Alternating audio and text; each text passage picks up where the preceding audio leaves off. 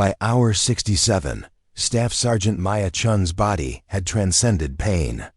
Her legs, compressed against the rocky ground for nearly 3 days, no longer sent signals of distress to her brain. Her breathing had slowed to almost meditation-like rhythms, each exhale perfectly controlled to avoid the slightest movement that might give away her position.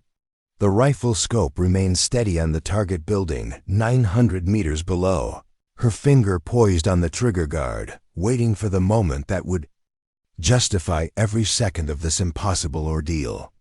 Before we jump back in, tell us where you're tuning in from, and if this story touches you, make sure you're subscribed because tomorrow, I've saved something extra special for you. The same soldiers who had laughed at her yoga mat just months earlier would never understand how those morning stretches and breathing exercises had prepared her for this. They had mocked her meditation sessions, calling them hippie nonsense, unfit for a warrior. But now, as hallucinations began creeping at the edges of her vision and her mind started playing tricks on her, Maya knew that every sunrise salutation, every moment of controlled breathing, every hour spent learning to quiet her thoughts had led to this singular moment in military history. 3 days without movement. 3 days without sleep. 3 days of absolute stillness while the most dangerous terrorist leader in the region moved freely through the compound below, unaware that his life hung in the balance of one woman's extraordinary endurance. Maya Chen had never intended to become a soldier. Growing up in Sacramento, California, she was the daughter of 2 accountants who valued stability, predictability, and quiet achievement. Her childhood was filled with piano lessons, honor roll certificates, and family dinners, where the most controversial topic was whether to vacation in Oregon or Washington that summer. Maya was expected to follow a conventional path: college, perhaps a graduate degree, then a respectable career in business or academia.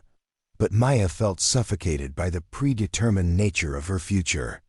At 17, while her classmates stressed over SAT scores and college applications, she discovered yoga at a small studio downtown. Her first class was transformative in ways she couldn't articulate. The combination of physical challenge and mental discipline spoke to something deep within her that academic achievement had never touched. Her parents initially supported what they assumed was a phase. Yoga seemed healthy and harmless, certainly better than the rebellious activities other teenagers pursued. They even encouraged her to teach classes part-time during college, thinking it would provide spending money while keeping her grounded in wholesome activities. Maya threw herself into the practice with characteristic intensity. She studied not just the physical postures, but the philosophical foundations of yoga. She learned about pranayama breathing techniques that could slow heart rate and induce states of profound calm. She practiced meditation that taught her to observe her thoughts without being controlled by them.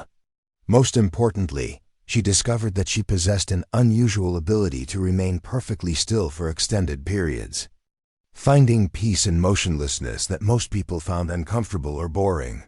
During her sophomore year at UC Davis, where she was pursuing a business degree to satisfy her parents, Maya began experiencing a growing sense that she was living someone else's life. The corporate internships her parents arranged felt meaningless. The career path laid out before her seemed like a slow death by spreadsheet and conference room meetings. She craved purpose, challenge, and the opportunity to test the limits of the discipline she had cultivated through years of yoga practice. The decision to enlist came suddenly during her junior year. Maya had been walking across campus after a particularly uninspiring economics lecture when she passed a military recruiting station. Something compelled her to stop. The recruiter, Sergeant First Class Thompson, was initially skeptical. Maya was small, quiet, and spoke more about inner peace than combat readiness. But there was something in her eyes that suggested depths he couldn't immediately measure. When Maya told her parents about her decision to leave college and join the Army, the reaction was explosive. Her mother cried.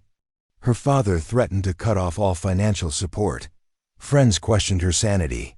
Everyone assumed she was having some kind of breakdown or going through a phase that would pass when she experienced the reality of military life. But Maya was certain. For the first time in her life, she felt aligned with a decision that came from her core rather than external expectations. She completed her remaining semester with perfect grades, then shipped off to Fort Moore for basic training, carrying nothing but standard issue gear and a well-worn yoga mat that she had somehow convinced her drill sergeants to allow. Basic training was a revelation for Maya, though not in the way she had expected. Physically, the demands were manageable. Years of yoga had given her flexibility, core strength, and body awareness that many recruits lacked. She excelled at obstacle courses, ruck marchers, and endurance challenges. Her small frame was deceiving. She possessed the kind of wiry strength that could sustain effort long after larger soldiers had exhausted themselves. But the real advantage Maya discovered was mental. While other recruits cracked under the psychological pressure of drill sergeants, screaming instructions, Maya had learned to observe stress without being overwhelmed by it. The meditation technique she had practiced for years allowed her to maintain clarity even in chaotic situations. She could separate her emotional reactions from her tactical thinking in ways that impressed her instructors. The yoga mat, however, became a source of constant ridicule. Every morning, Maya would wake 30 minutes before reveille to practice sun salutations and breathing exercises. Her fellow recruits found this ritual bizarre and unsoldier-like. They gave her nicknames like Zen Girl and Warrior Pose. Some openly questioned whether someone who practiced hippie meditation belonged in combat. Arms Maya endured the teasing without defensiveness. She understood that military culture valued aggression and toughness in obvious, external forms. Her approach to warrior training was internal and subtle, which made it seem weak or irrelevant to people who associated strength with loudness and confrontation. She continued her practice quietly, knowing that the discipline she was developing would serve purposes her critics couldn't imagine. Weapons training revealed Maya's exceptional potential as a marksman. Her natural steadiness, developed through years of holding yoga poses, translated perfectly to rifle shooting. While other recruits struggled to control breathing and maintain sight alignment, Maya's shooting positions were rock solid from her first day on the range. Her breathing was naturally controlled, her trigger squeeze was smooth and consistent, and her ability to remain motionless while aiming was extraordinary. Her marksmanship instructor, Master Sergeant Rodriguez, noticed Maya's unusual abilities. Immediately, she consistently shot expert scores with minimal coaching. More importantly, she demonstrated the kind of mental composure under pressure that separated good shooters from exceptional ones. When other recruits became frustrated by missed shots or equipment malfunctions, Maya maintained the same calm focus that characterized her yoga practice. Rodriguez began working with Maya individually, pushing her shooting skills beyond the standard requirements for infantry training. He had her practice shooting from uncomfortable positions, in adverse weather conditions, and while physically exhausted. Maya's performance remained consistently excellent regardless of external conditions. Her breathing techniques allowed her to shoot accurately, even when her heart rate was elevated from physical exertion. The combination of exceptional marksmanship and unusual mental toughness caught the attention of special operations recruiters. During the final weeks of basic training, Maya was approached about advanced schools and specialized units. The same quiet intensity that had made her yoga practice so deep was now being recognized as a military asset. Maya's graduation from basic training was attended only by her yoga instructor from Sacramento, a woman named Sarah, who had become like a second mother to her. Maya's parents had refused to acknowledge her military service, still hoping she would come to her senses and return to college. But Sarah understood that Maya had found her calling, even if it took a form that nobody could have predicted. Morning after graduation, as Maya prepared to leave for advanced individual training, She rolled up her yoga mat one final time at Fort Moore. Several of the soldiers who had mocked her throughout basic training watched silently. Maya had earned their respect through performance rather than confrontation, but she knew they still didn't understand the connection between her spiritual practice and her military excellence. What none of them realized was that Maya's yoga mat had been preparing her for something far beyond ordinary military service. The hours spent learning to quiet her mind, to remain perfectly still, and to breathe with conscious control were building capabilities that would eventually be tested under conditions that would break most people long before they could succeed. The foundation had been laid through years of disciplined practice that others dismissed as weakness. Maya was about to discover just how strong true stillness could be. Advanced individual training at Fort Benning transformed Maya from a promising recruit into a precision instrument of warfare, though the path was far from conventional. Her military occupational specialty training as an infantryman pushed every aspect of her physical and mental capabilities, but it was during this period that the true strategic value of her yoga background began to emerge in ways that surprised even her instructors. The first indication came during a grueling field exercise in the Georgia swamps. Maya's unit had been tasked with establishing an observation post that required remaining motionless for 12 hours while monitoring enemy movement patterns.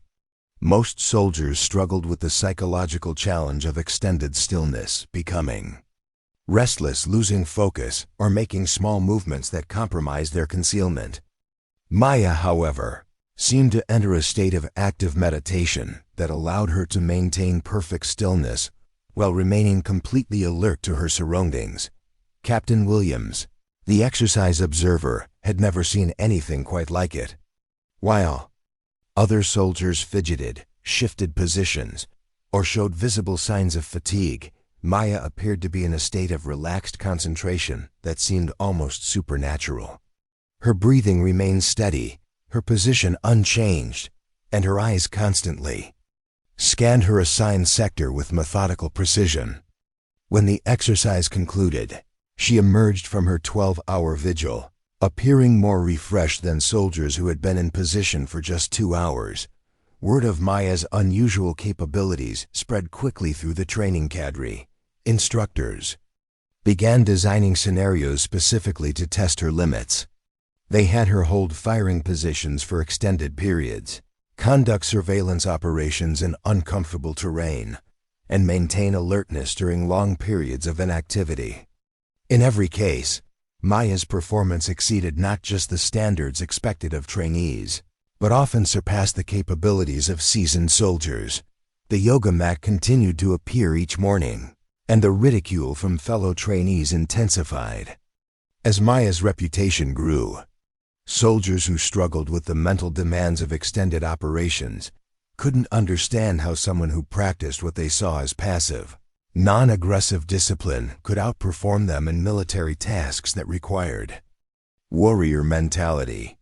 The disconnect between Maya's gentle demeanor and her exceptional tactical performance created resentment among some trainees who felt their more traditional approach to toughness was being undermined. Private Jackson, a former high school football player from Texas who had arrived at Fort Benning with supreme confidence in his natural warrior abilities, became particularly vocal in his criticism. He organized informal campaigns to hide Maya's yoga mat, interrupt her morning practice, and publicly question whether someone who meditated belonged in combat units.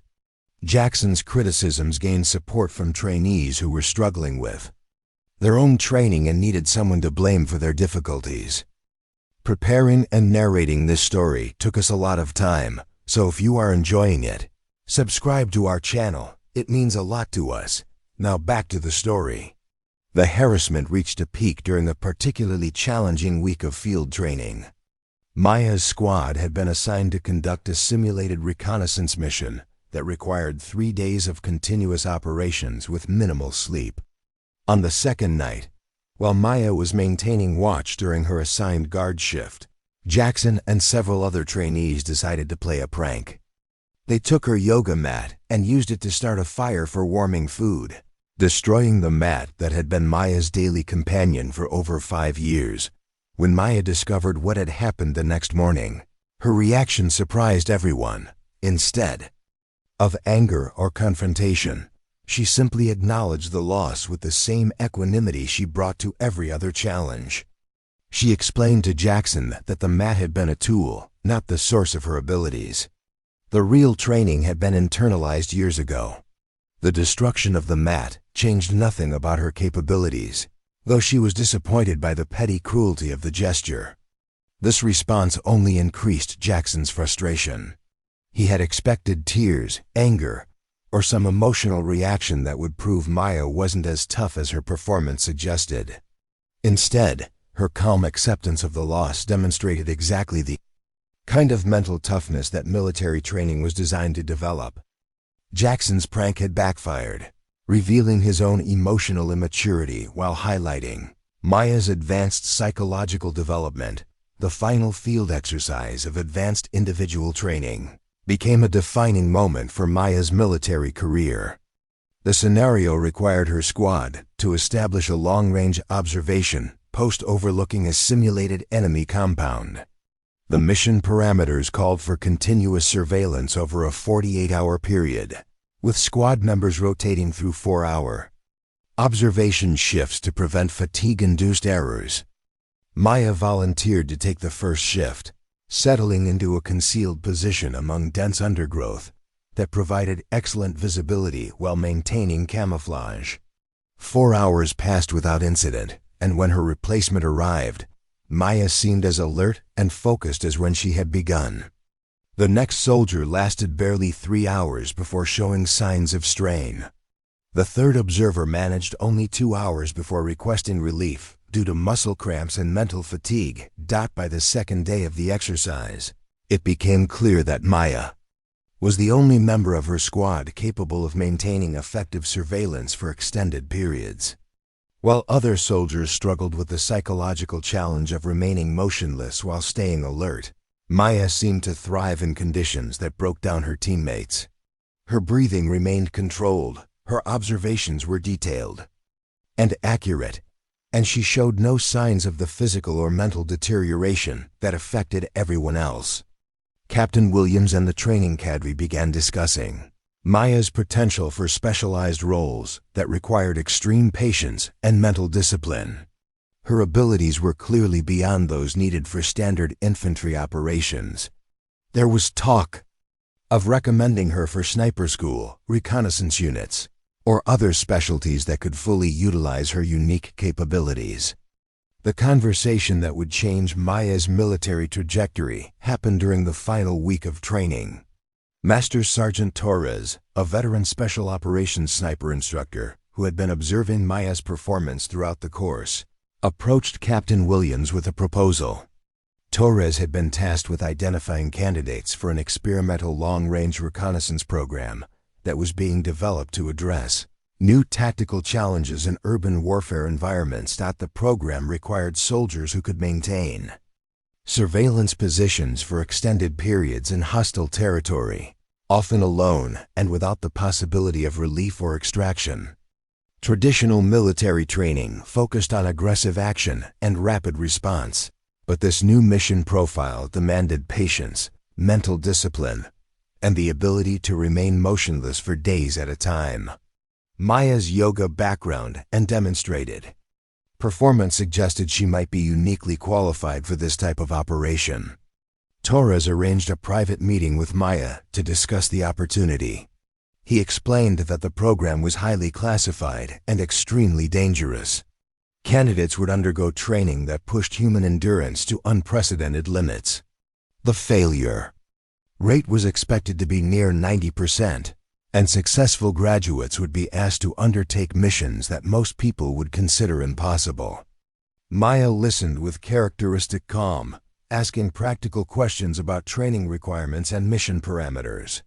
When Torres asked about her motivation, Maya explained that she had joined the military to test the limits of the discipline she had developed through yoga. This program seemed to offer exactly the kind of challenge she had been seeking, The selection process for the experimental program began immediately.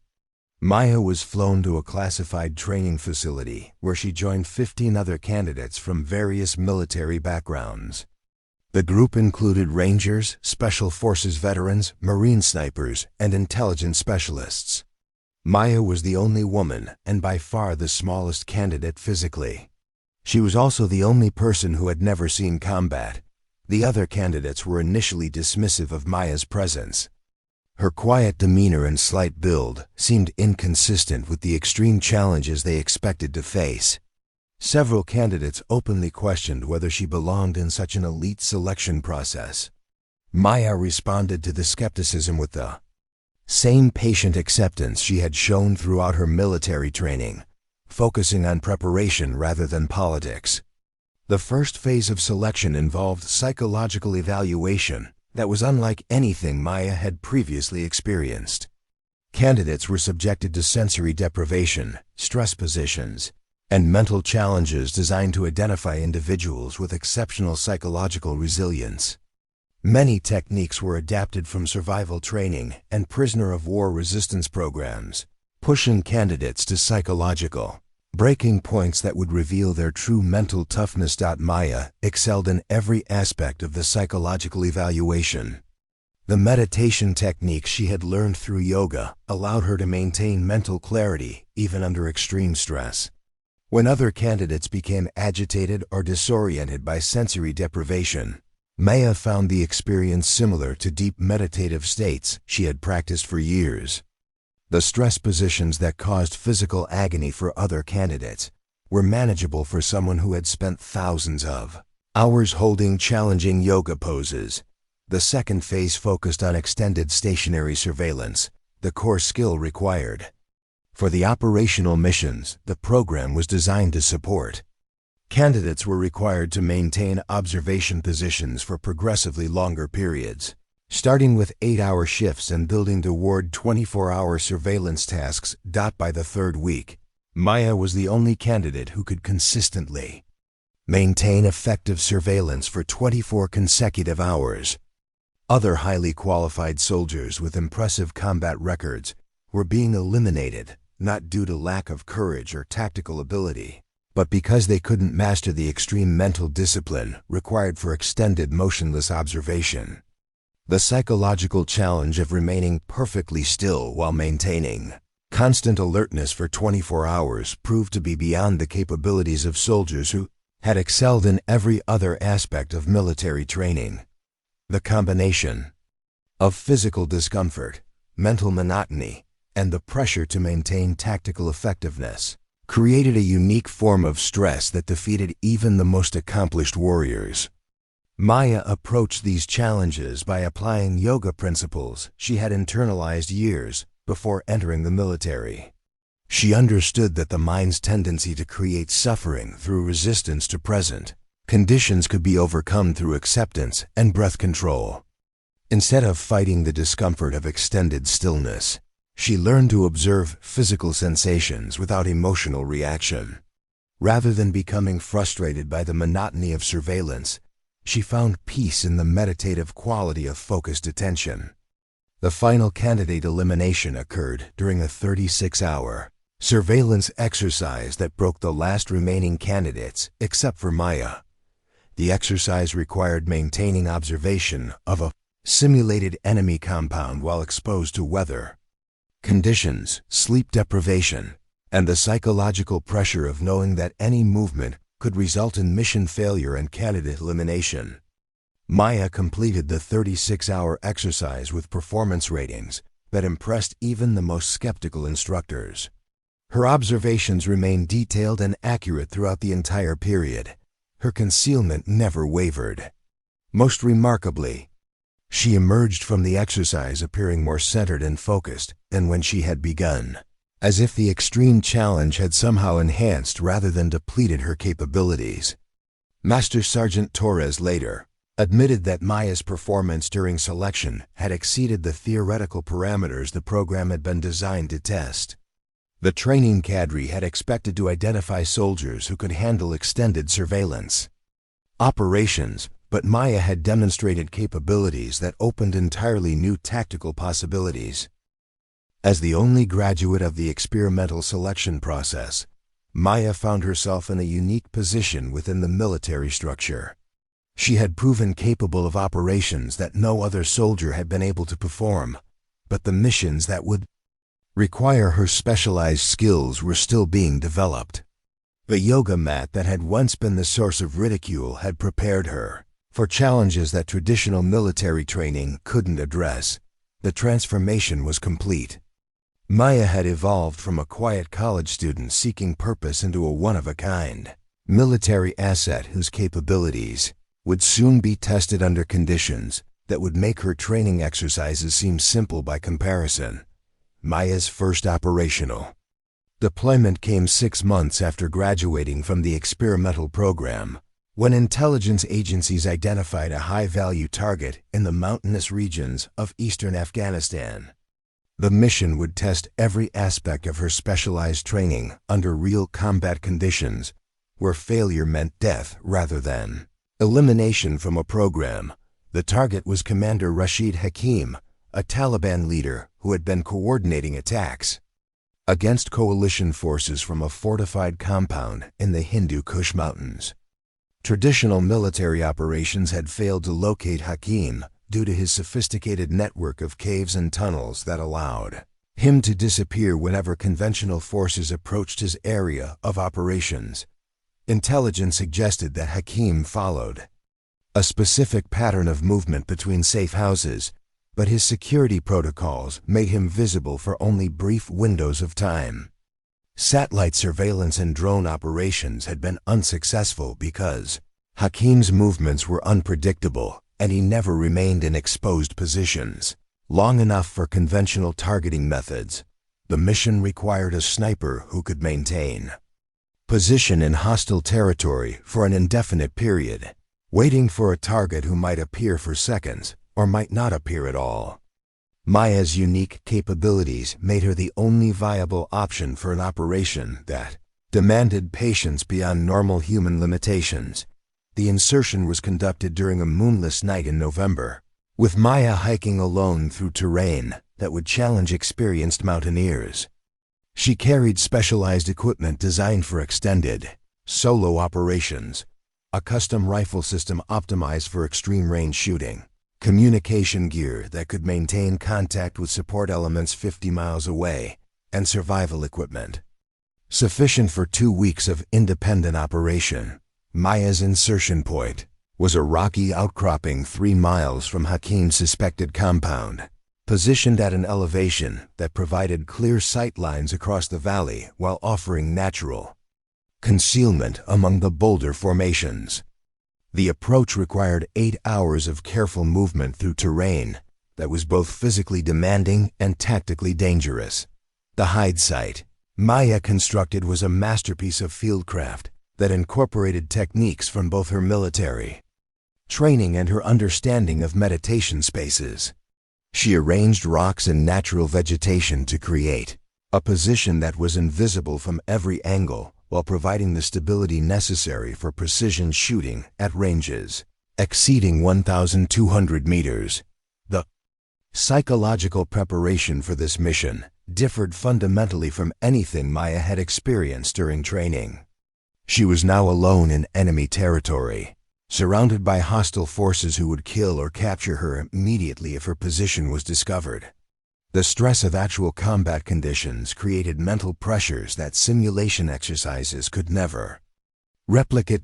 Maya applied breathing techniques learned during her yoga practice to manage the adrenaline surge that came with knowing she was being hunted by an enemy who controlled the surrounding terrain. She used meditation methods to maintain mental clarity, despite the constant awareness that death could come from any direction at any moment. The first 36 hours passed without any sign of activity in the target area. Maya remained in position, observing the compound through her scope while monitoring radio, communications, and weather patterns that might affect the mission. The combination of physical discomfort and psychological tension began testing her limits in ways that training exercises had never approached. Mountain Weather created additional challenges that Maya had to overcome while maintaining her surveillance responsibilities. Temperatures dropped below freezing during the night, causing her body to burn energy rapidly to maintain core temperature. Snow began falling on the second day, creating visibility problems and requiring constant removal from her rifle scope. And communication equipment. The psychological challenge of complete isolation began affecting Maya in subtle ways that she had to consciously counteract. Without human contact or external stimulation, her mind started creating internal conversations and fantasy scenarios that could distract from mission focus. She used meditation techniques to observe these mental phenomena without being controlled by them, maintaining awareness of the difference between internal mental activity and external tactical reality. On the third day, Maya detected movement in the compound that suggested increased security activity. Vehicle arrivals and personnel movements indicated that a high-value individual might be preparing to visit the location. Maya's heart rate increased as she realized that the target might finally appear after 3 days of waiting. The breathing control techniques that had seemed academic during training became critically important as Maya managed her physiological response to the approaching moment of truth. Years of yoga practice had taught her to maintain steady breathing even when experiencing intense emotions. This capability proved essential as she prepared for what might be her first combat kill. Commander Hakim appeared in Maya's scope for exactly 47 seconds during the late afternoon of the third day. He emerged from a building, walked across an open courtyard while speaking with 2 subordinates, then disappeared into another structure. The opportunity for a shot lasted less than 30 seconds, during which Maya had to identify the target, confirm his identity, account for wind conditions, and make the decision to fire. Maya's training took over as conscious thought became impossible in the compressed time frame of the engagement. Her breathing automatically shifted to the rhythm she had practiced thousands of times. Her finger found the trigger as muscle memory guided movements that had been rehearsed until they became instinctive. The rifle settled into perfect alignment. As her body executed positions that felt as natural as yoga poses she had held for years, the shot was fired during the natural respiratory pause between exhale and inhale, at the moment when Maya's body was completely still and her mind was empty of everything except the target. The bullet traveled 1,247 meters in 1.8 seconds, striking Commander Hakim center mass as he paused to give instructions to his security team. The kill was confirmed immediately as Hakim dropped without movement. Maya maintained her position for another 6 hours, observing the compound's response to the attack while preparing for extraction. The enemy's reaction was chaotic and unfocused, with security teams searching in random directions without any clear indication of where the shot had originated. Maya's extraction was conducted the following night, with helicopter support landing at a predetermined location 5 miles from her hide site. The 8-hour movement to the extraction point required the same careful navigation and tactical awareness as her initial insertion, but Maya's mental state had been fundamentally changed by the successful completion of her first combat mission. Mission debriefing revealed the strategic impact of Hakim's elimination. Intelligence intercepts showed that his death had disrupted planned attacks against coalition forces and created leadership chaos within the Taliban network he had commanded. Maya's single shot had prevented operations that would have cost numerous American lives while advancing broader strategic objectives in the region.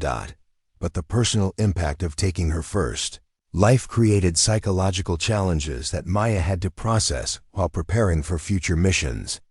The meditation practices that had prepared her for extended stillness now became essential tools for managing the emotional aftermath of killing another human being.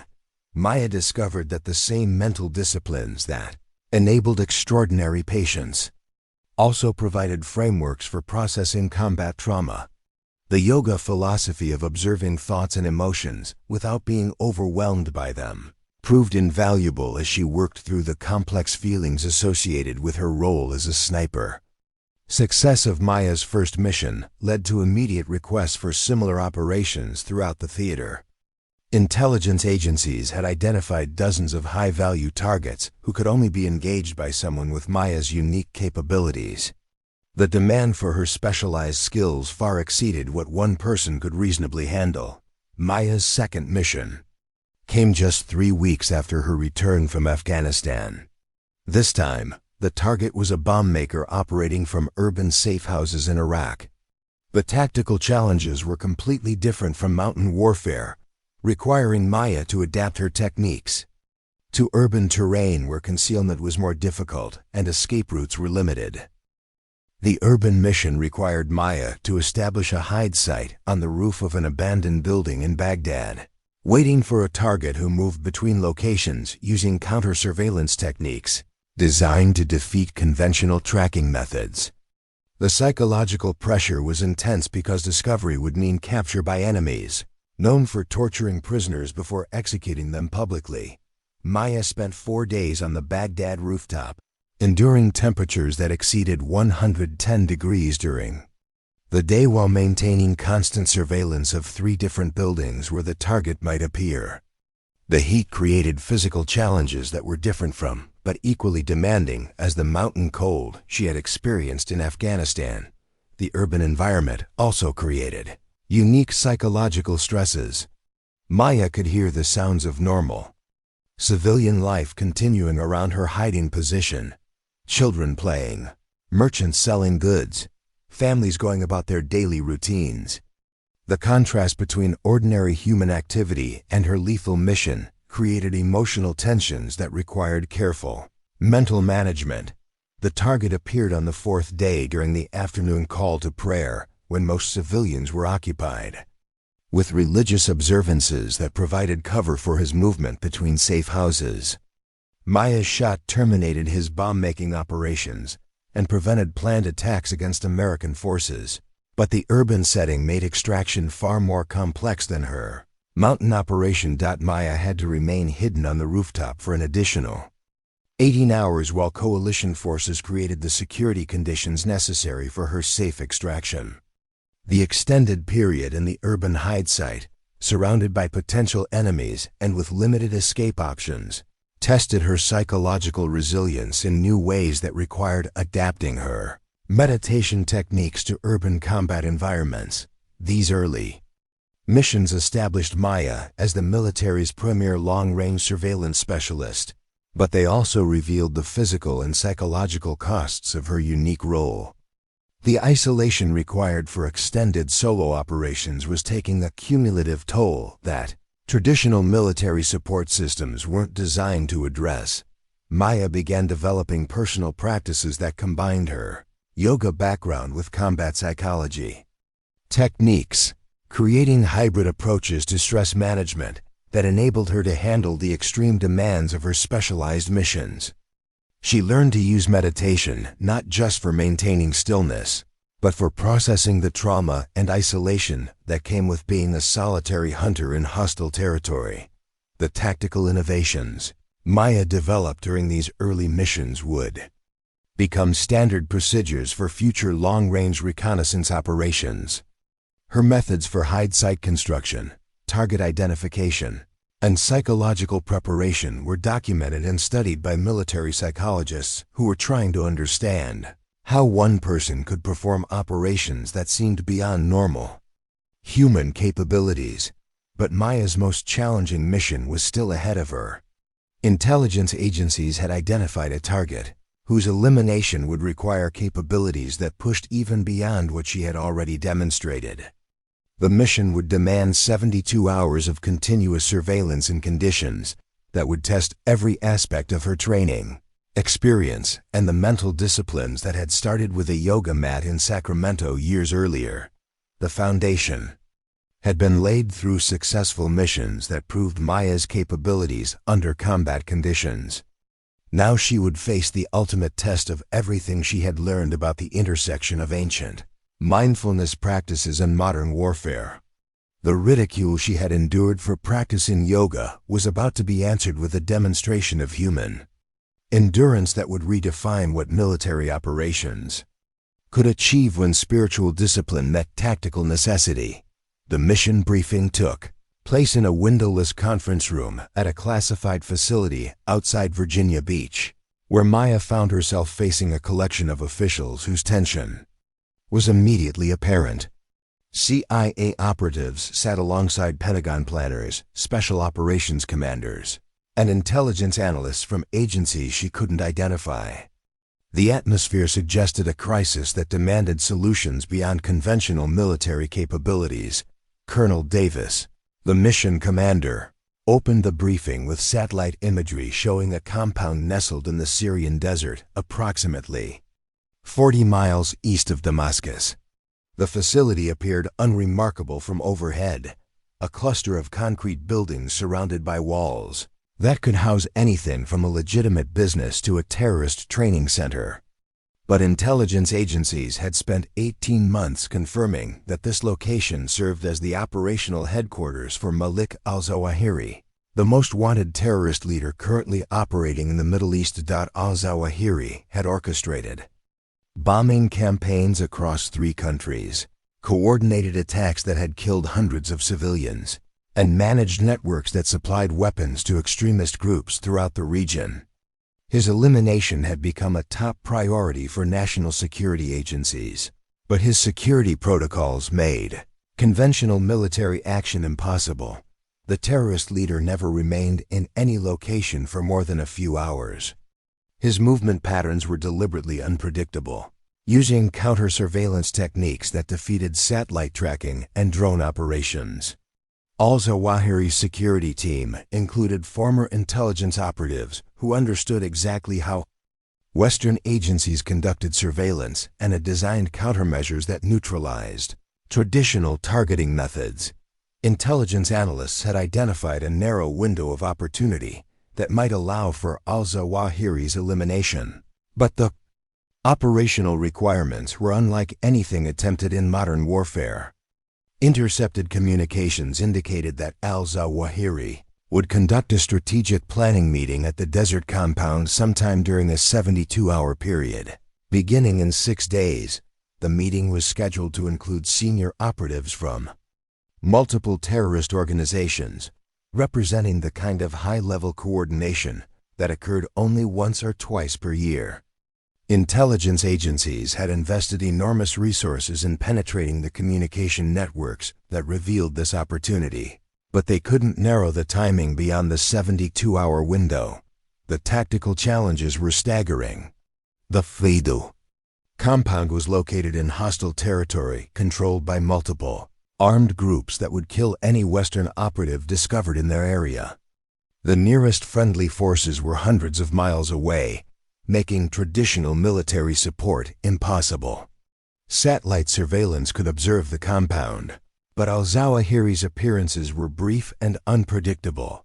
Most critically, the compound was under constant observation by security teams using sophisticated detection equipment. Any approach by conventional forces would be spotted immediately, allowing al-Zawahiri to escape through tunnels and safe houses that intelligence agencies had never been able to map completely. Colonel Davis explained that the mission required a sniper who could establish position within shooting range of the compound and maintain surveillance for the entire 72-hour window. The sniper would need to remain perfectly concealed while staying ready to engage al-Zawahiri during whatever brief moment he might appear. The operational parameters were beyond anything previously attempted.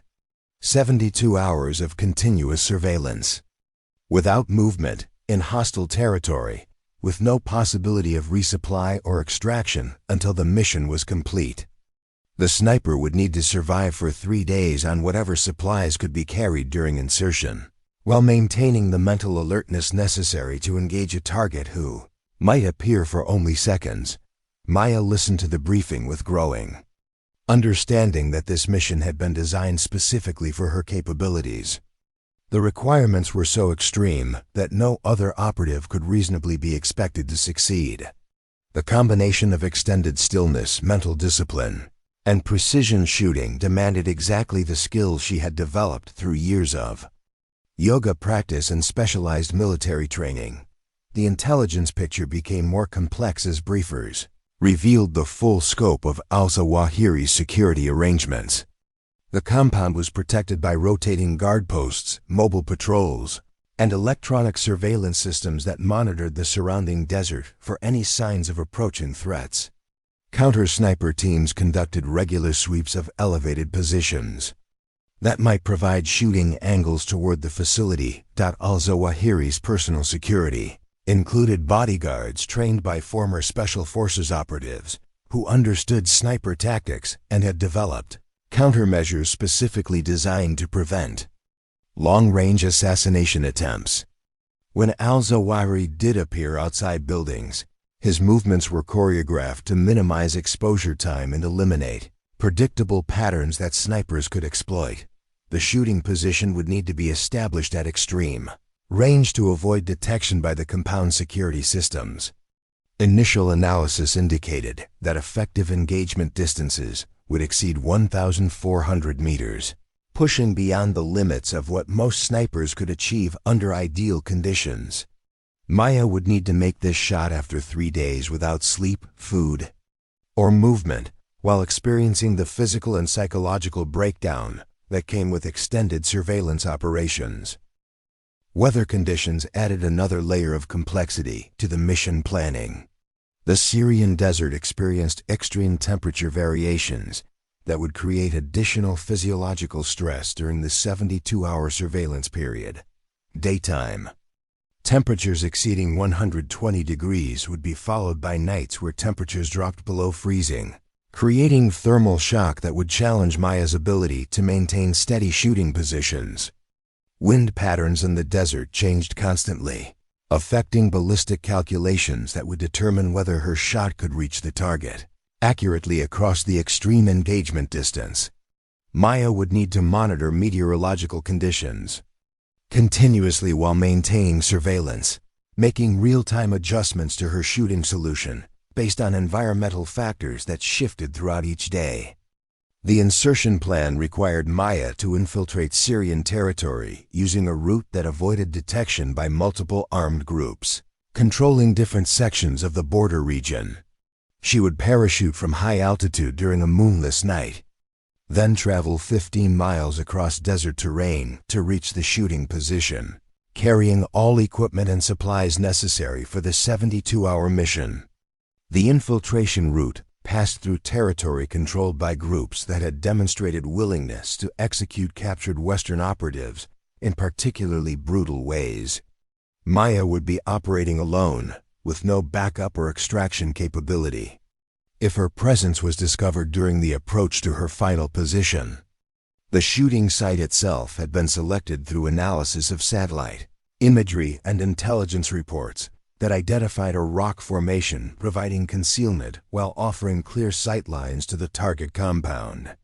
Maya would need to construct a hide position among the rocks that was invisible to counter-surveillance while providing the stability necessary for precision shooting at extreme range.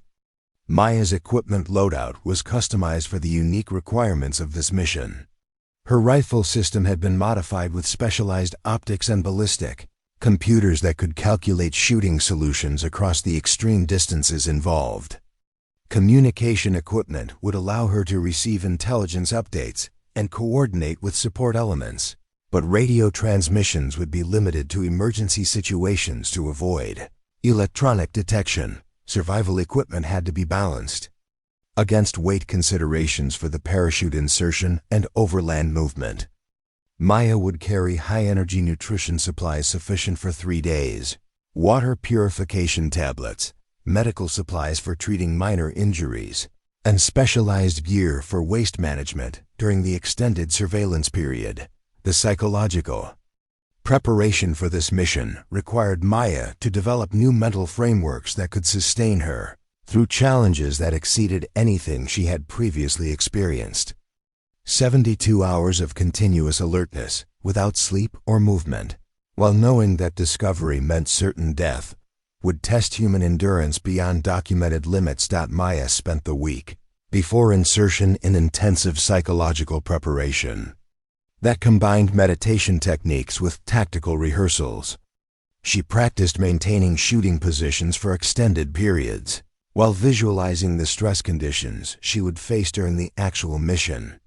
Mental exercises focused on maintaining clarity and decision-making capability, even when experiencing severe sleep deprivation and physical discomfort.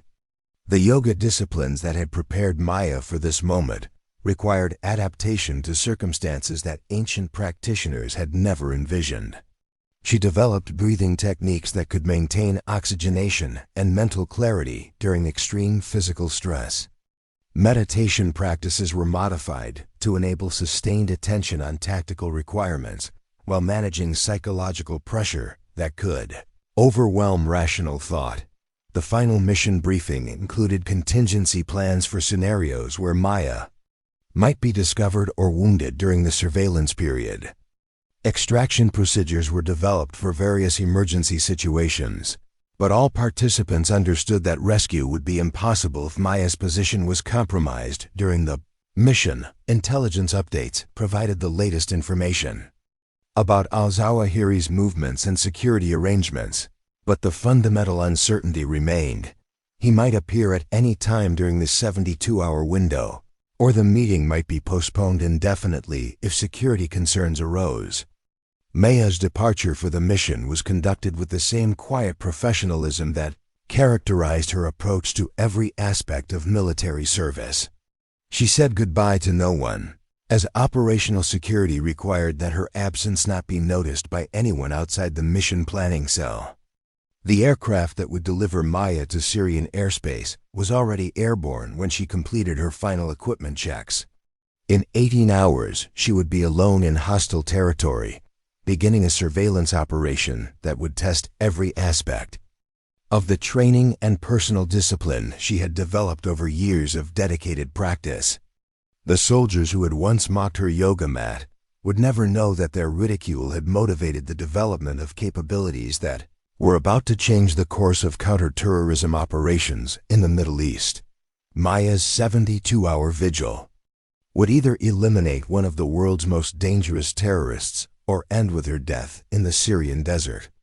Everything she had learned about the intersection of ancient mindfulness practices and modern warfare was about to be tested under conditions that would prove whether human determination could overcome impossible odds when the stakes demanded nothing less than perfection. The high-altitude insertion over Syrian airspace occurred at 0200 hours on a moonless night that provided perfect concealment for Maya's infiltration. At 28,000 feet, she opened the aircraft door to a rush of freezing air that instantly reminded her of the physical ordeal ahead. The oxygen mask covering her face would be the last technological comfort she would experience for the next 72 hours. Maya's parachute descent through the darkness was guided by GPS coordinates that would place her 15 miles from the target compound. The landing zone was a stretch of desert that satellite analysis had identified as relatively flat and free from the rock formations that could cause injury during a night landing. But intelligence could never account for every variable, and Maya had to be prepared for landing conditions that might compromise the mission before it truly began. The parachute landing was harder than expected, with Maya hitting ground that was more uneven than satellite imagery had suggested. She rolled with the impact, using techniques learned during airborne training to distribute the force across her body. But the jarring contact with Syrian soil sent shockwaves through her spine that she would feel throughout the coming ordeal. Maya buried her parachute and insertion equipment in a cache that would be recovered by extraction teams after the mission was complete. The burial process took 45 minutes of careful work to ensure that no trace of her arrival would be discovered by hostile forces who might patrol the area. Every piece of fabric and equipment had to be concealed beneath sand and rocks in a way that would survive desert winds and potential searches. The 15-mile movement to her final position began immediately after completing the equipment cache. Maya's route had been planned to avoid known patrol areas and settlements, but intelligence was always incomplete in hostile territory. She would need to navigate using night vision equipment while maintaining constant awareness of potential threats that could appear without warning. The desert terrain was more challenging than Maya had anticipated from studying satellite imagery.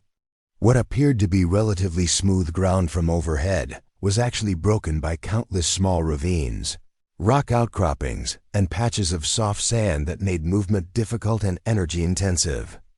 Each step required careful placement to avoid creating noise or leaving tracks that might be discovered at dawn. Maya's load was carefully balanced between mission-essential equipment and weight limitations that would allow her to complete the approach march without exhausting herself before reaching the shooting position. Her rifle system, ammunition, optics, communication gear, water, food, and survival equipment totaled nearly 60 pounds, distributed across her body in ways that minimized fatigue during extended movement. The psychological challenge of the approach march was managing anxiety about the mission ahead while maintaining tactical awareness of immediate threats. Maya used breathing techniques to control her heart rate and mental focus exercises to prevent her mind from becoming overwhelmed by the magnitude of what lay ahead. Each mile of progress toward the target brought her closer to challenges that would test human endurance beyond documented limits. Wildlife encounters added unexpected complexity to the infiltration. Desert animals, including wild dogs and occasional hyenas, were attracted to Maya's movement and had to be avoided without using noise or light that might compromise her concealment. At one point, she spent 20 minutes motionless while a pack of wild dogs investigated her position, requiring the same stillness techniques she would later need during the surveillance operation. Maya reached her planned shooting position 90 minutes before dawn, providing enough time to construct her hide site before daylight exposed her to observation by hostile forces. The location was a cluster of rock formations that offered natural concealment while providing clear sight lines across the valley toward the target compound 1,430 meters away. The hide site construction required Maya to arrange rocks and natural materials in ways that would make her position invisible from every possible observation angle, while providing the stability necessary for precision shooting across extreme distances. Every stone placement had to be considered for its impact on concealment, shooting stability, and the comfort requirements for remaining motionless for 72 hours. Maya's shooting position was configured to support her body in ways that would minimize fatigue during the extended surveillance period. Rocks were positioned to provide support for her elbows, chest, and legs while maintaining the precise rifle alignment necessary for engaging targets at maximum range. The position had to be sustainable for 3 days while remaining instantly ready for engaging fleeting targets. The first hours of surveillance revealed the compound's security, routines, and confirmed intelligence assessments about the challenges Maya would face.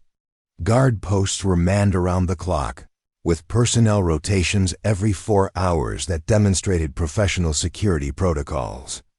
Mobile patrols conducted irregular sweeps of the perimeter using patterns designed to detect surveillance attempts. Counter-sniper teams emerged from the compound twice during Maya's first day in position, conducting systematic searches of elevated terrain that might provide shooting positions.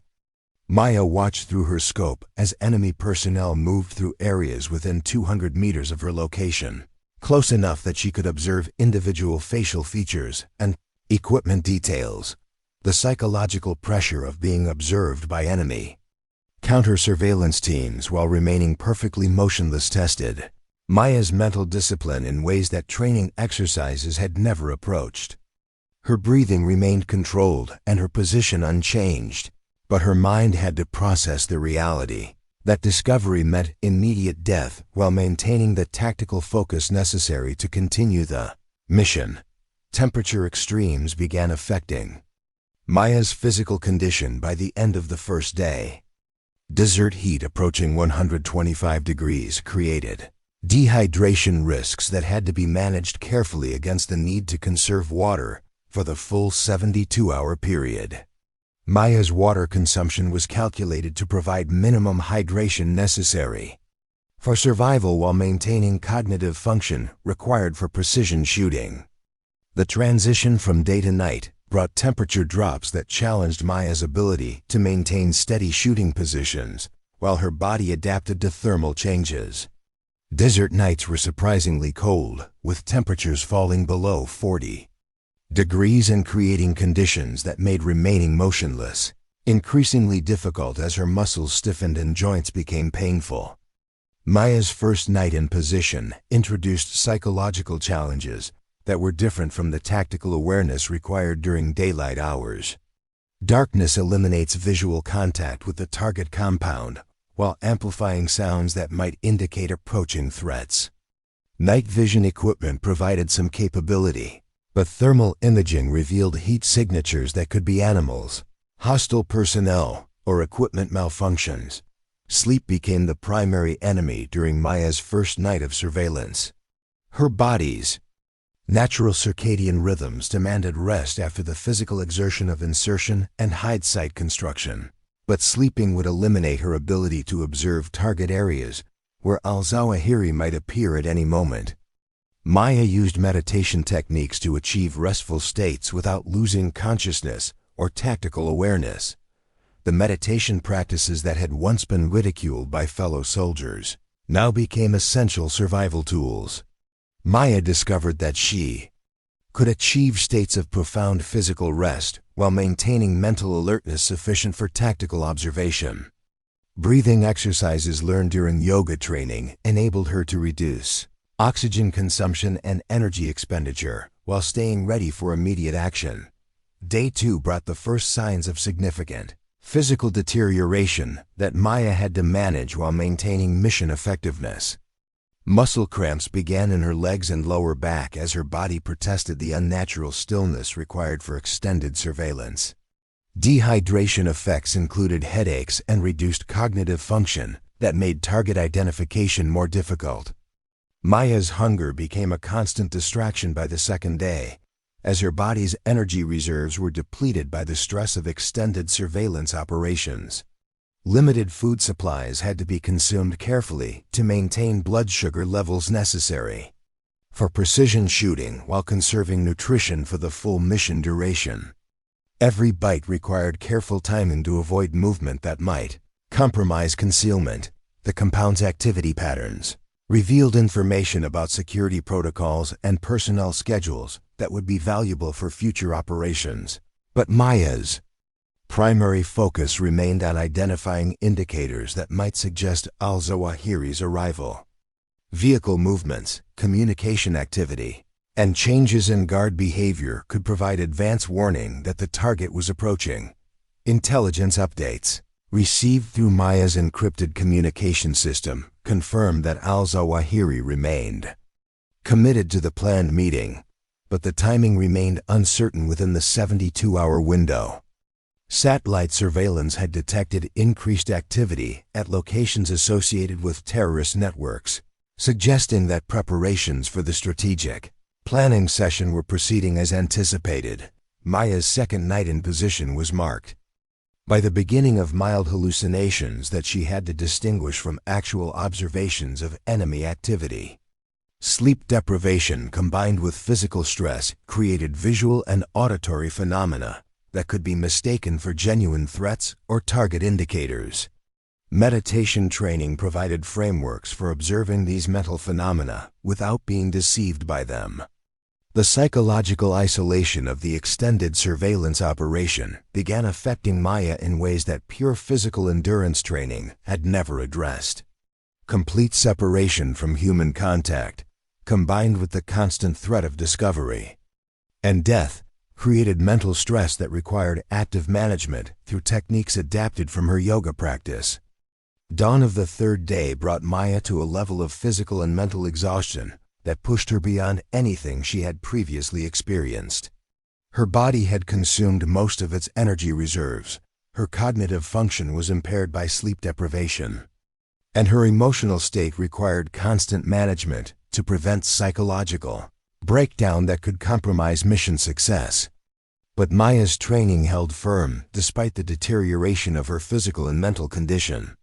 Muscle memory maintained her shooting position even when conscious thought became difficult.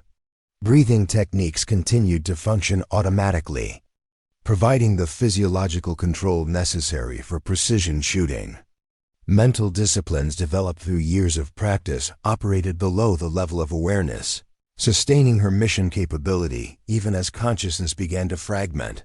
The compound's morning routine proceeded normally, with no indication that this day would be different from the previous 2 days of surveillance. But intelligence patterns suggested that al-Zawahiri's arrival was most likely during the 3rd day, as his security protocols typically involved last-minute timing changes. Designed to confuse surveillance efforts, Maya's 3rd day would test whether human determination could overcome complete physical breakdown when the stakes demanded mission success. The yoga mat that had once been the source of ridicule had prepared her for this moment, when ancient practices of mental discipline would determine whether modern warfare objectives could be achieved under impossible conditions. Everything depended on her ability to maintain tactical effectiveness while her body and mind approached complete failure. The target could appear at any moment, requiring Maya to transition from barely sustainable surveillance to perfect precision, shooting despite exhaustion that would incapacitate most people long before they could succeed. By hour 68 of her surveillance vigil, Maya's grip on reality had become tenuous. The compound below shimmered like a mirage, its buildings occasionally appearing to shift positions or disappear entirely. Her mind, starved of sleep and proper nutrition, had begun creating elaborate fantasy scenarios that felt as real as the rock supporting her exhausted body. Maya found herself having conversations with her yoga instructor Sarah, who appeared sitting cross-legged beside her in the hide site. They discussed breathing techniques and the philosophical aspects of endurance, conversations that felt completely natural despite Maya's logical understanding that Sarah was thousands of miles away in Sacramento. The hallucination was so vivid that Maya could smell the lavender oil Sarah always used in her studio. The most dangerous aspect of these mental breaks was that they offered escape from the unbearable reality of her situation. Maya's subconscious mind was creating scenarios where the mission had been canceled, where extraction teams were already en route, where she was free to move and drink water and sleep. These false relief fantasies required constant conscious rejection, as believing them would mean abandoning her post when the target might appear at any moment. Maya's physical condition had deteriorated to levels that should have required immediate medical intervention. Her lips were cracked and bleeding from dehydration, despite careful water rationing. Her muscles had begun consuming themselves for energy, creating a weakness that made holding her rifle position increasingly difficult. Pressure sores had developed where her body contacted the rocks, creating constant pain that competed with mission focus for her attention. The hunger had evolved beyond mere discomfort into a consuming obsession that dominated her thoughts during moments when tactical awareness allowed her mind to wander.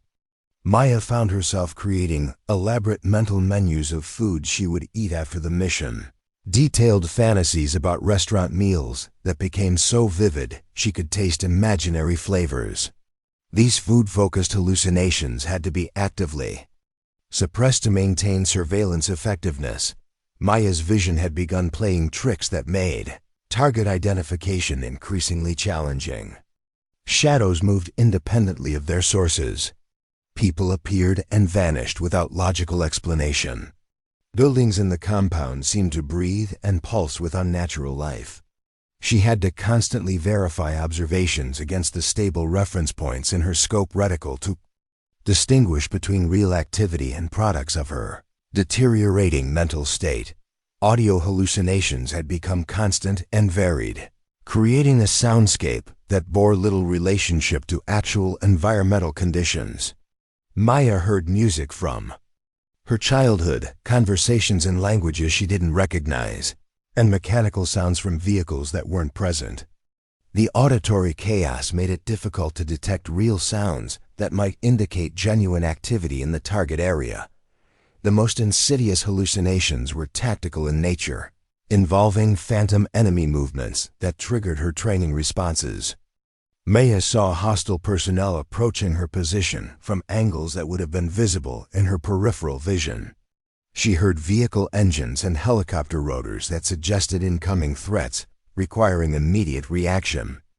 Each false alarm demanded conscious analysis to determine whether response was needed, creating additional mental stress that accelerated her psychological breakdown.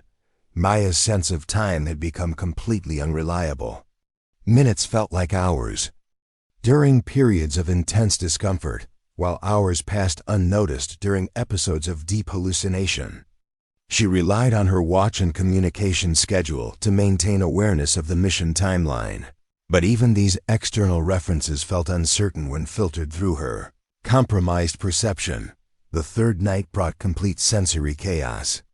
That made distinguishing reality from fantasy nearly impossible.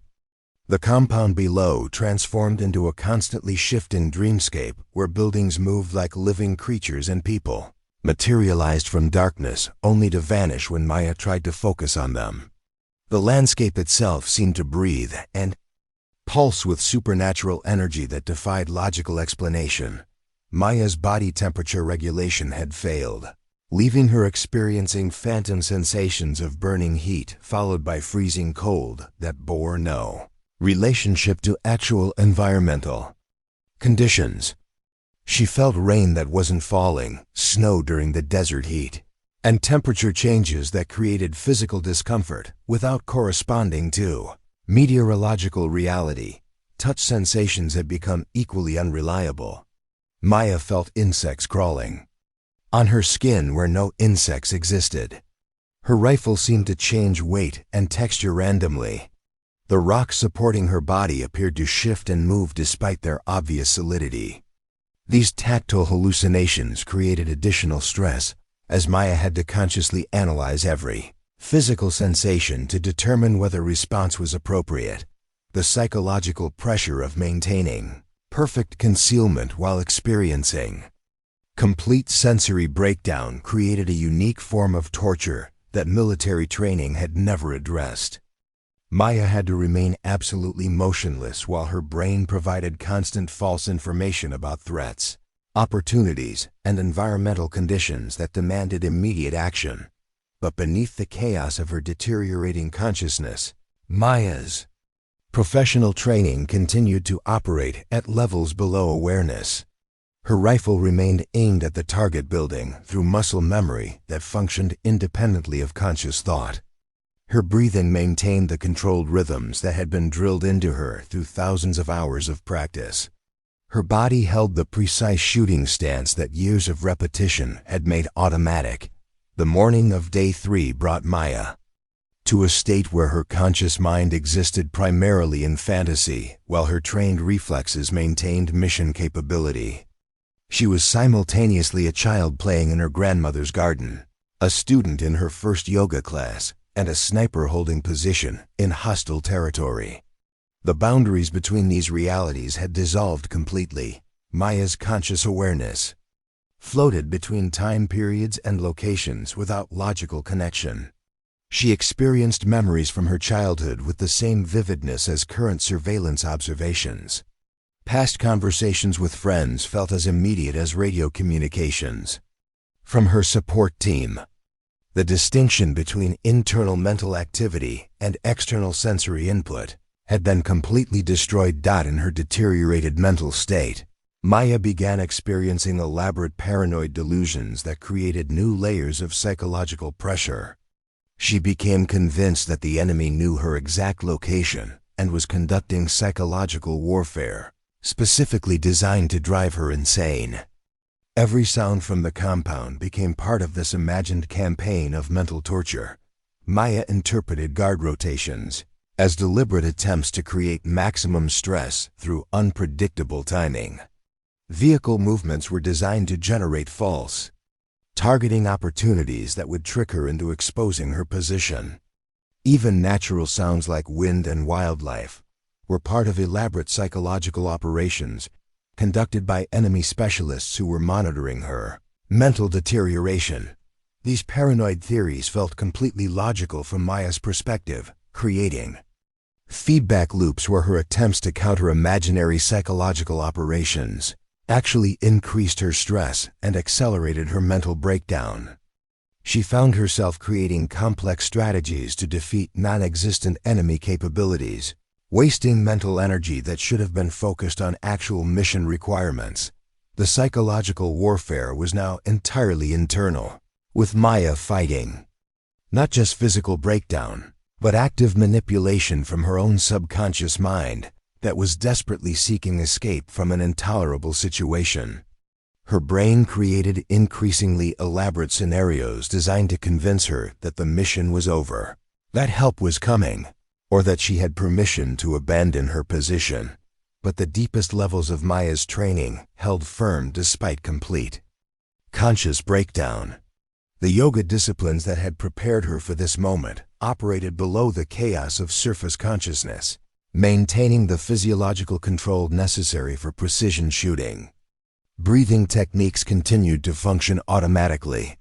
Mental frameworks for observing thoughts without being controlled by them provided stability. Even when rational thought became impossible, Maya's body had been so thoroughly conditioned through years of practice that it could maintain shooting position and tactical readiness, even when her mind was lost in childhood memories or fantasy scenarios.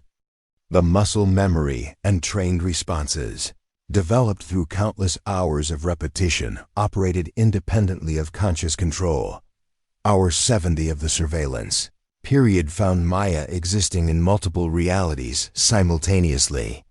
Her conscious mind experienced elaborate hallucinations involving family members, yoga instructors, and imaginary scenarios that provided psychological relief from her impossible situation.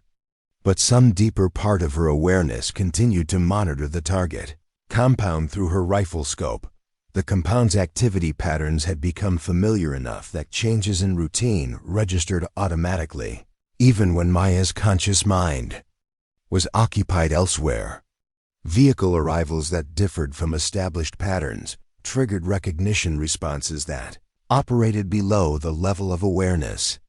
Personnel movements that suggested increased security activity activated training protocols that functioned independently of rational thought. Maya's communication with her support team had become increasingly difficult as her ability to distinguish between real radio transmissions and auditory hallucinations deteriorated. She began responding to imaginary messages while missing actual intelligence updates that might have provided critical information about target movement. The support team monitoring Maya's mission had become increasingly concerned about her psychological condition based on her radio communications, but they understood that intervention was impossible. Maya was alone in hostile territory, with no possibility of extraction until the mission was complete or definitively failed. Hour 71 brought Maya to a state of consciousness that existed primarily in memory and fantasy, with only the deepest levels of her training maintaining connection to mission reality. She was living in elaborate dream scenarios that felt more vivid and compelling than her actual situation in the Syrian desert. But even in this state of complete psychological breakdown, Maya's trained reflexes continued to scan the target area through her rifle scope. Years of practice had created automatic responses that operated independently of conscious thought. Target recognition patterns had been ingrained so deeply that they could function even when awareness was fragmented beyond repair. The moment that would justify 71 hours of inhuman endurance was approaching, but Maya's conscious mind was no longer capable of recognizing its significance. Everything now depended on whether training and discipline developed through years of dedicated practice could override complete mental breakdown when the critical moment finally arrived. The intersection of ancient mindfulness practices and modern warfare was about to be tested under conditions that pushed beyond any documented limits of human endurance. Maya's yoga mat had prepared her for this moment when spiritual discipline would determine whether impossible missions could succeed even when consciousness itself had failed. At 71 hours and 43 minutes, while Maya's conscious mind was deep in a hallucination about teaching a yoga class to children in Sacramento, Malik al-Zawahiri stepped out of the compound's main building. Maya's eyes were focused on her rifle scope, but her awareness was completely occupied with demonstrating proper breathing techniques to imaginary students who giggled at her. Gentle corrections. The target recognition occurred at a neurological level that bypassed conscious thought entirely. Years of studying photographs, video footage, and intelligence briefings had created neural pathways that could identify al-Zawahiri even when Maya's rational mind was incapable of processing tactical information. The recognition triggered automatic responses that had been drilled into her through thousands of hours of training. Maya's breathing patterns shifted without conscious decision to the precise rhythm required for long-range precision shooting. Her cardiovascular system responded to deeply ingrained cues, slowing her heart rate to the optimal level for engaging targets at extreme distance.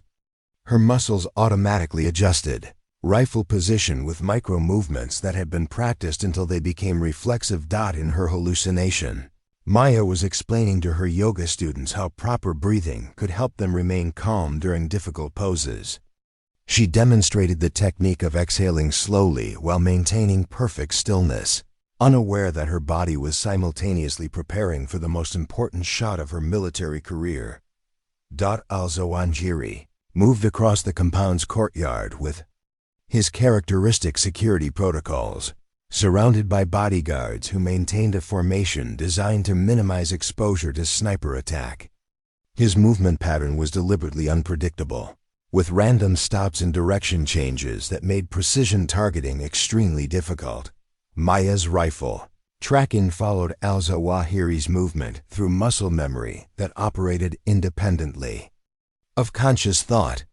Her scope remained centered on the target while her mind continued teaching breathing exercises to children who existed only in her fractured imagination. The convergence of fantasy and lethal reality created a surreal moment where spiritual practice and warfare became indistinguishable. The wind conditions in the Syrian desert had been variable throughout Maya's surveillance period, but at the critical moment, atmospheric conditions stabilized in ways that favored long-range shooting. Wind speed dropped to near zero, eliminating one of the primary variables that could affect bullet trajectory across the 1,430-meter engagement distance. Maya's ballistic computer had been continuously calculating shooting solutions based on environmental data, but her conscious mind was no longer capable of interpreting the information.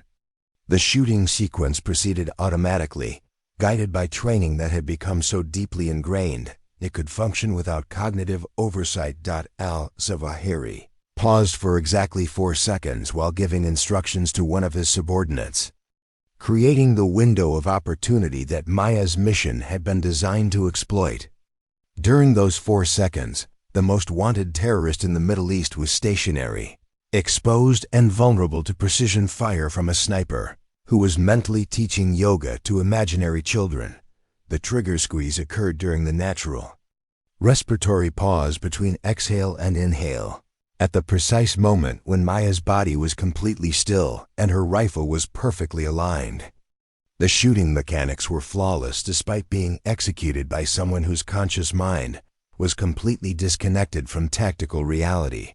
The .338 Lapua Magnum round left Maya's rifle with a muzzle velocity of 2,960 feet per second, beginning a 1.67-second journey across the Syrian desert that would determine the success or failure of an operation that had pushed human endurance beyond documented limits.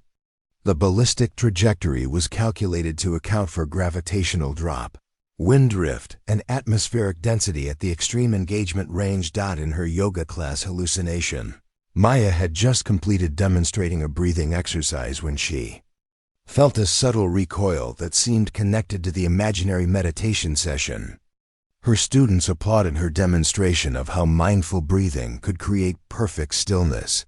While 1,430 meters away, a terrorist leader's life ended with surgical precision. Al-Zawahiri was struck center mass by a shot that would have been remarkable under ideal conditions, let alone after 72 hours of physical and psychological torture.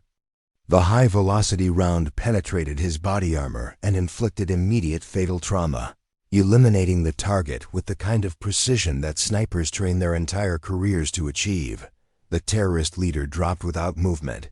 His death, confirmed instantly by observers who had been monitoring the compound through satellite surveillance. Al-Zawahiri's bodyguards reacted with confusion and panic, scanning in random directions without any indication of where the shot had originated. Maya's conscious mind registered none of this. In her hallucination, the yoga class had ended successfully, and she was helping children roll up their mats while discussing how breathing exercises could help them sleep better at night. The most significant shot of her career had been taken by someone who was barely present in tactical reality.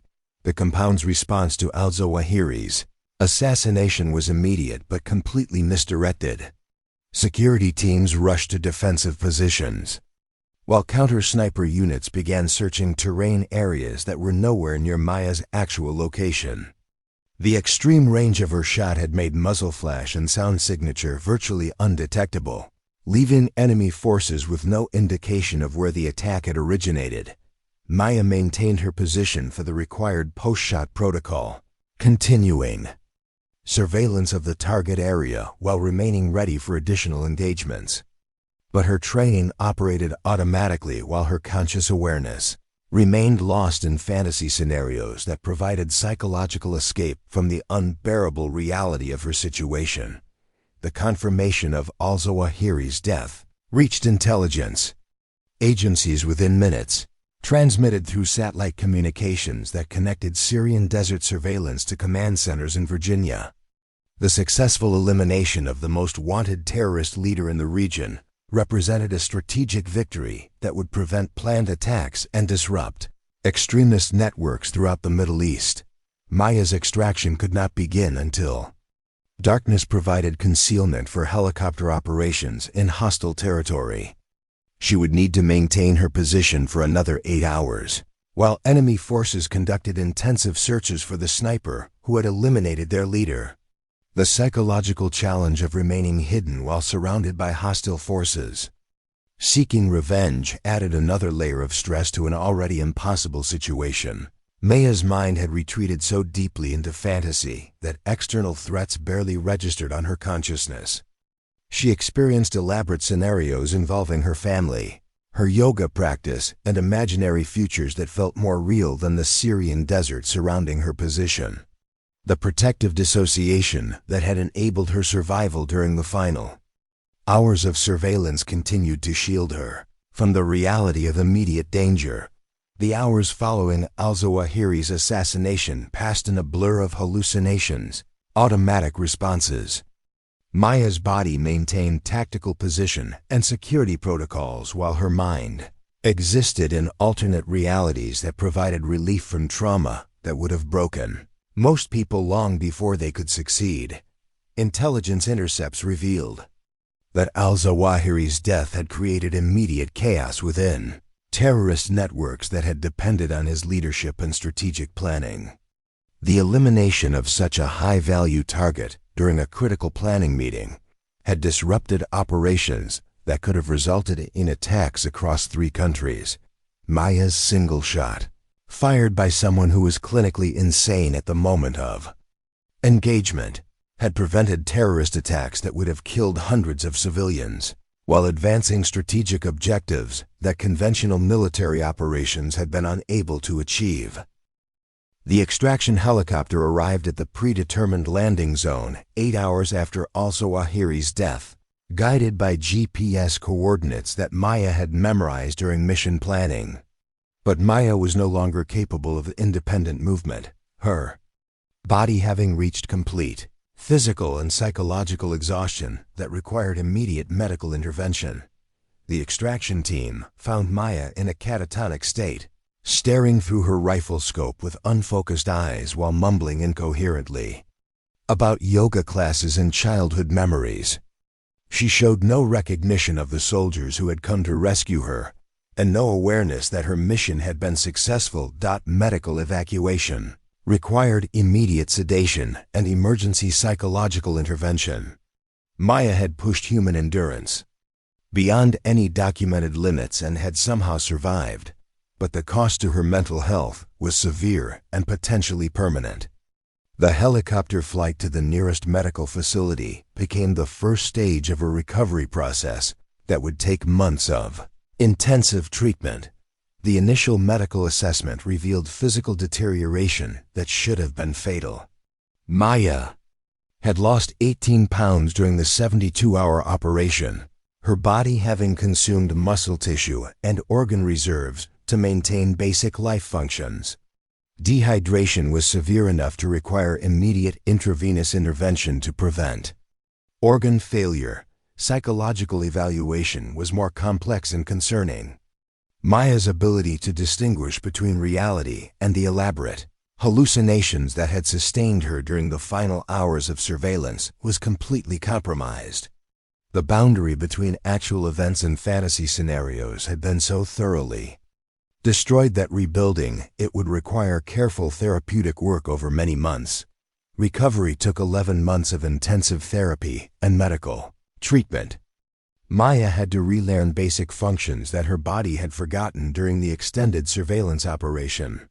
Physical therapy restored muscle mass and coordination that had been compromised by the extreme conditions she had endured. Psychological counseling focused on helping Maya distinguish between memories of real events and the vivid hallucinations that had dominated her final day in position.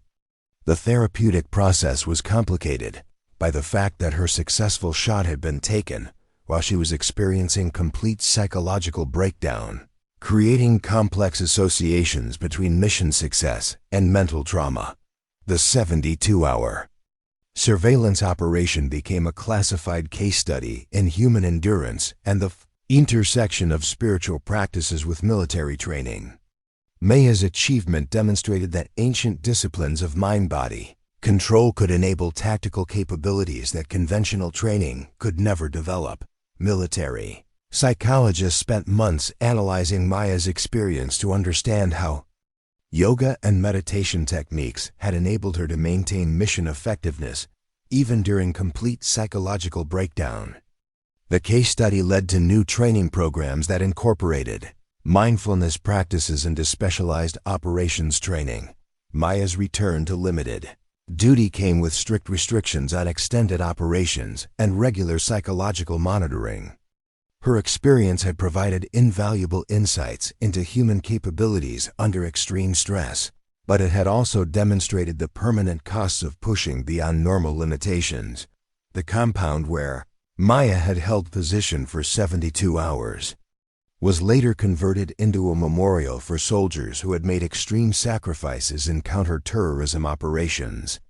Her hide site was preserved exactly as she had left it, serving as a reminder of what human determination could achieve when supported by proper training and spiritual discipline.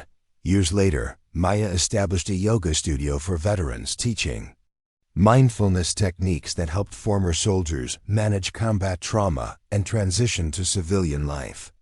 The breathing exercises that had once been mocked by fellow soldiers became therapeutic tools for healing psychological wounds that conventional treatment couldn't address. The soldiers who had ridiculed her yoga mat never learned the full details of Maya's classified mission, but word spread through military communities about a female sniper who had achieved something unprecedented. The ridicule was replaced by respect for capabilities that most people couldn't comprehend. Maya's 72-hour vigil represented the longest confirmed surveillance operation in military history. Her achievement proved that human determination, supported by ancient practices of mental discipline, could overcome any obstacle when the stakes demanded. Nothing less than perfection under impossible conditions.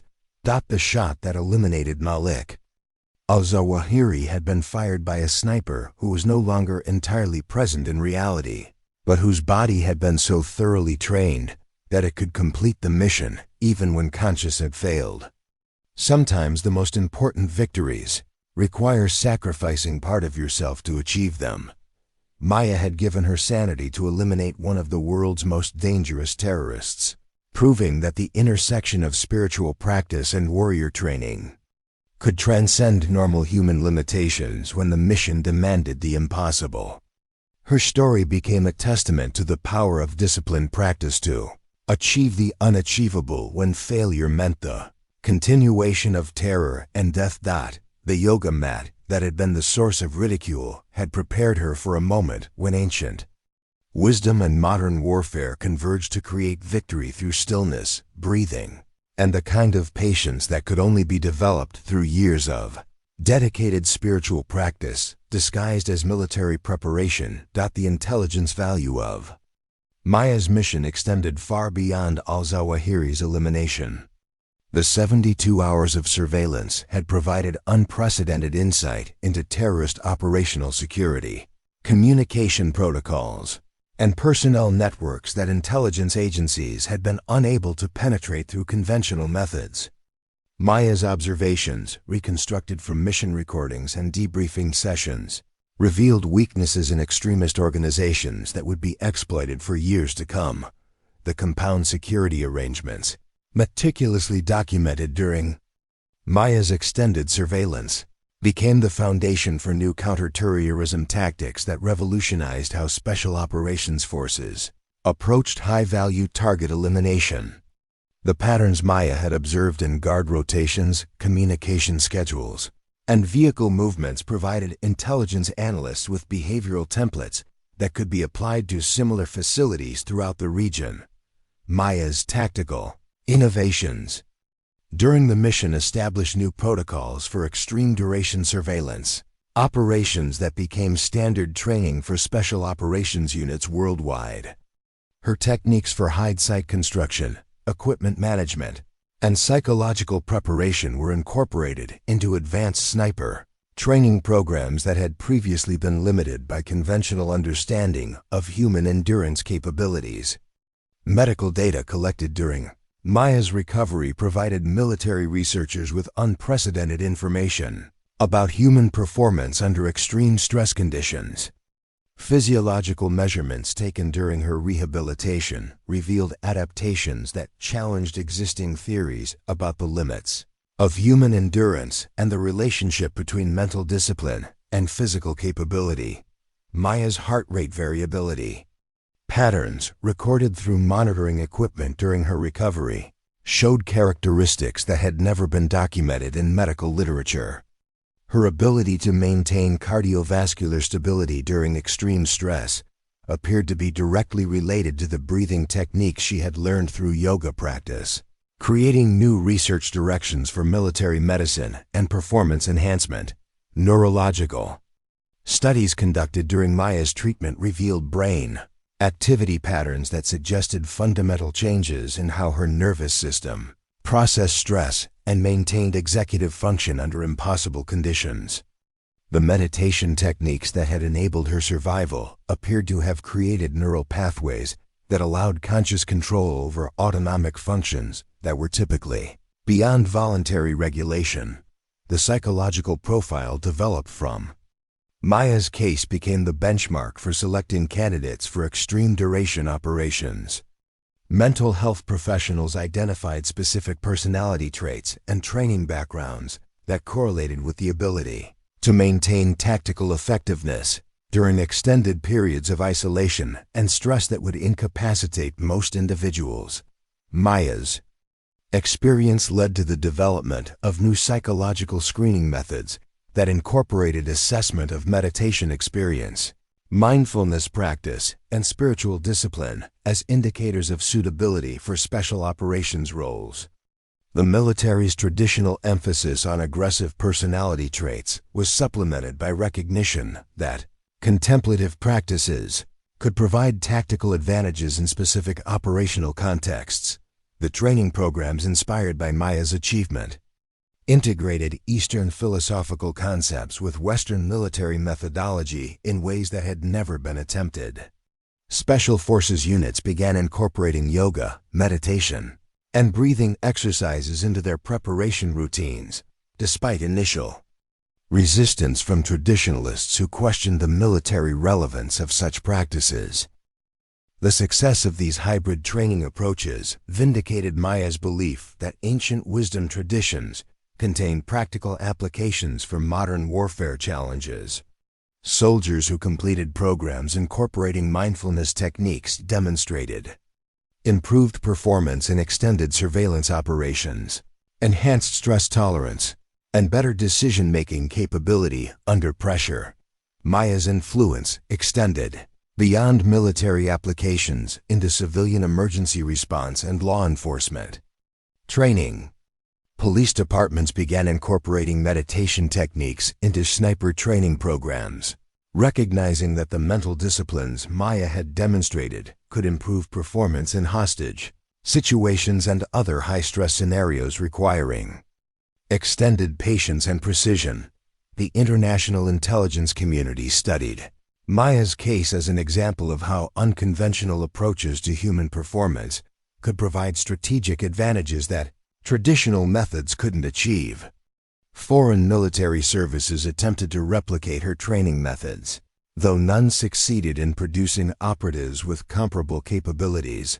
Maya's story became legendary within special operations communities, though the full details remained classified for national security reasons. The soldiers who had once mocked her yoga practice now understood that they had witnessed the development of capabilities that represented the future of unconventional warfare.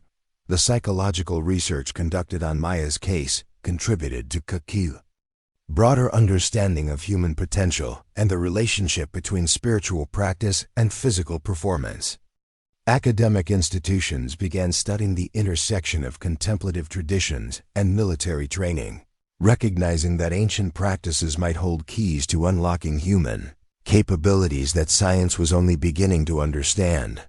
Maya's recovery process itself became a subject of medical research, as her rehabilitation required therapeutic approaches that combined conventional trauma treatment with techniques adapted from the yoga tradition that had prepared her for the mission. The integration of Eastern and Western healing methods created new protocols for treating extreme stress injuries that conventional medicine couldn't address. The yoga studio Maya eventually established became a research center where military psychologists studied the therapeutic applications of mindfulness practices for combat veterans. Her teaching methods, adapted from her own experience with using meditation techniques to survive impossible conditions, provided healing for soldiers whose trauma exceeded the reach of traditional treatment. Maya's students at the Veterans Yoga Center included former special operations personnel who had attempted similar extreme-duration missions and suffered psychological injuries that ended their military careers. Under Maya's guidance, many of these veterans recovered capabilities they thought had been permanently lost, demonstrating the healing potential of the same practices that had enabled her survival. The scientific documentation of Maya's case influenced military training philosophy in ways that extended far beyond special operations. Basic training programs began incorporating stress inoculation techniques derived from meditation practices, recognizing that mental discipline could be developed through methods that conventional military culture had previously dismissed as irrelevant. Maya's achievement also influenced civilian understanding of human potential and the practical applications of spiritual disciplines. Business executives, athletes, and other professionals began studying her techniques for maintaining focus and effectiveness under extreme pressure, adapting military applications of ancient practices for modern professional challenges. The technological innovations developed to support Maya's mission led to advances in surveillance equipment, communication systems, and physiological monitoring devices that benefited both military and civilian applications. The specialized gear designed for her 72-hour operation became the foundation for new generations of equipment that enabled other operators to attempt similar missions. Maya's case study influenced military procurement decisions, leading to investment in equipment and training programs that prioritize psychological resilience and human performance optimization over traditional hardware-focused approaches. The recognition that human capability was the ultimate force multiplier shifted resources toward developing warrior potential rather than simply providing better weapons. The strategic impact of al-Zawahiri's elimination continued to resonate. Years after Maya's mission, as terrorist networks struggled to replace the leadership and operational expertise that had been lost, intelligence agencies credited Maya's shot with preventing attacks that would have killed hundreds of civilians while destabilizing regions that were already experiencing significant security challenges. Maya's legacy extended beyond her individual achievement to influence how military organizations understood the relationship between spiritual development and warrior effectiveness. The integration of contemplative practices into special operations training became a permanent feature of elite units worldwide, representing a fundamental shift in military culture. The soldiers who had ridiculed Maya's yoga mat eventually learned enough about her classified achievements to understand that they had witnessed something unprecedented. The transformation of mockery into respect represented a broader evolution in military thinking about what constituted true warrior capability. Maya Chun's name became synonymous with the ultimate expression of human determination and the power of discipline, practice to overcome impossible odds. Her 72-hour vigil proved that the greatest victories sometimes required sacrificing everything for principles that transcended individual survival, creating legends that inspired future generations of warriors who understood that true strength came from the ability to remain perfectly still when stillness was the only path to victory. Up next, you've got two more standout stories right on your screen. If this one hits the mark, you won't want to pass these up. Just click and check them out. And don't forget to subscribe and turn on the notification bell so you don't miss any upload from us.